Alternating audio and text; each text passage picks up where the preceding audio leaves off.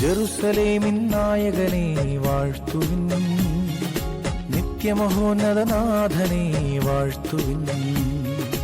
ജെറുസലേമിൻ നായകനെ വാഴ്ത്തുവിൻ, നിത്യമഹോന്നതനാഥനെ വാഴ്ത്തുവിൻ. ദൈവത്തിൻ പ്രിയജാതന് തപ്പുകൾ തമ്പുരു വീണകളാൽ കീർത്തനങ്ങൾ പാടി വാഴ്ത്തുവിൻ. ദൈവത്തിൻ പ്രിയജാതന് തപ്പുകൾ തമ്പുരു വീണകളാൽ കീർത്തനങ്ങൾ പാടി വാഴ്ത്തുവിൻ. ഈശോ മിശിഹായ്ക്ക് സ്തുതിയായിരിക്കട്ടെ.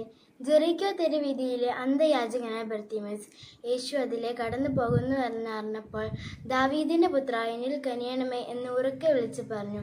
യേശു അവനെ ബർത്തിമേസ് എന്ന് വിളിക്കുന്നത് കേട്ട് തന്റെ പുറം കുപ്പായം ദൂരെ എറിഞ്ഞ് കുതിച്ചു ചാടി യേശുവിൻ്റെ അടുത്തെത്തി. യേശു അദ്ദേഹത്തെ സുഖപ്പെടുത്തി.